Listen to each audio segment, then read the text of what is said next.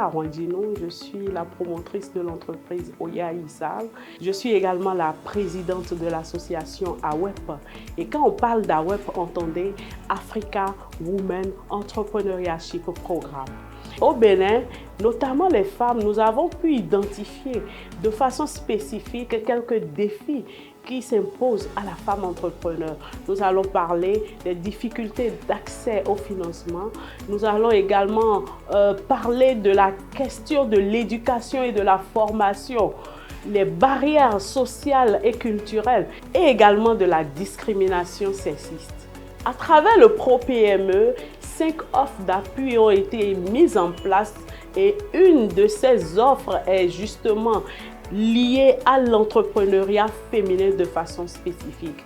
Sur un plan macro, on va parler de la mise en place d'un cadre de dialogue public-privé pour améliorer les conditions cadres des micro, petites et moyennes entreprises. On m'appelle Huguette Aplogan-Doussa, je suis la présidente du réseau des femmes leaders africaines, entendez African Women Leaders Network. Les principaux défis auxquels les femmes entrepreneurs font face aujourd'hui, et Aouline est en train de travailler dessus avec Pro-PME, c'est bien sûr comment renforcer les capacités techniques des femmes, comment les amener à formaliser leurs entreprises et troisièmement, comment mobiliser des ressources pour leur permettre d'avoir des machines, si c'est celles qui sont dans la production, si c'est celles qui sont dans la transformation, qu'elles aient des machines sophistiquées comme ce qu'on a à l'extérieur pour qu'elles puissent sortir également des produits de valeur mais à moindre coût. L'autre grand défi, c'est comment les mettre ensemble pour qu'elles constituent de grands blocs.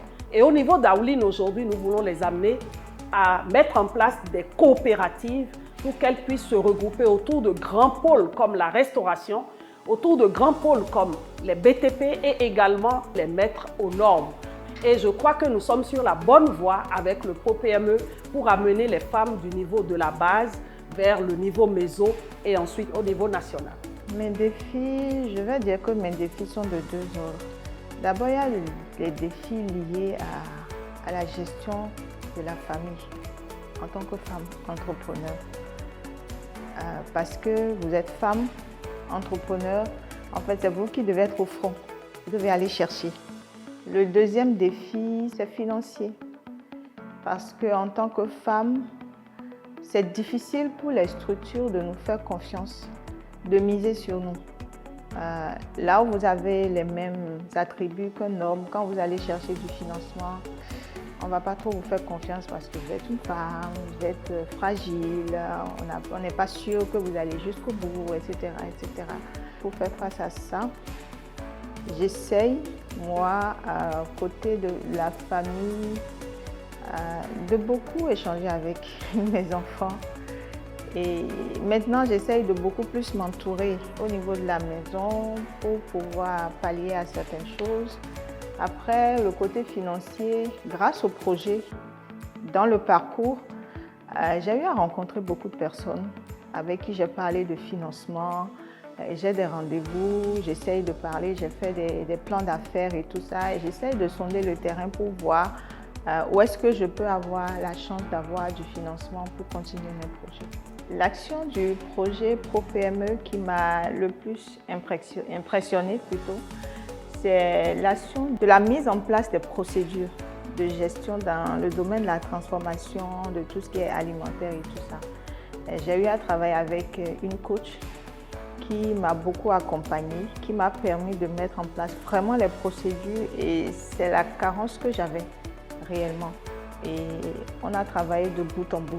On a mis en place des documents et tout ça.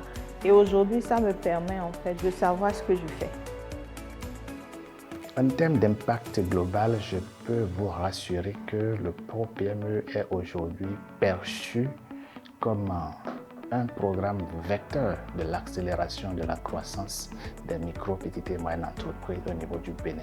C'est un programme, je dirais aussi, catalyseur du développement des micro, petites et moyennes entreprises en termes de création d'emplois, en termes d'accroissement des revenus, etc., etc. Il n'y a plus vraiment de démonstration à faire. C'est reconnu et au sein de tous nos partenaires, il y a beaucoup d'approches qui sont reprises en main, qui sont même ancrées au sein de ces partenaires-là. Women Tech a plusieurs programmes à l'endroit des femmes.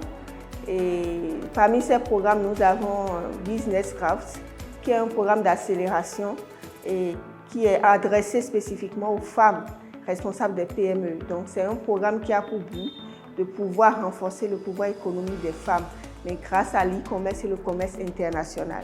Et pour ce programme, nous avons eu l'accompagnement du ProPME via une subvention locale et qui nous a permis de pouvoir accompagner 15 PME sur tout le territoire national du Bénin. Les défis que nous avons eu la chance de rencontrer depuis qu'on travaillait, parce que Women Tech aujourd'hui c'est quand même 7 ans d'activité, et nous avons pendant ces 7 ans, nous avons eu à rencontrer beaucoup de femmes et nous avons eu à également identifier beaucoup de défis au niveau des femmes.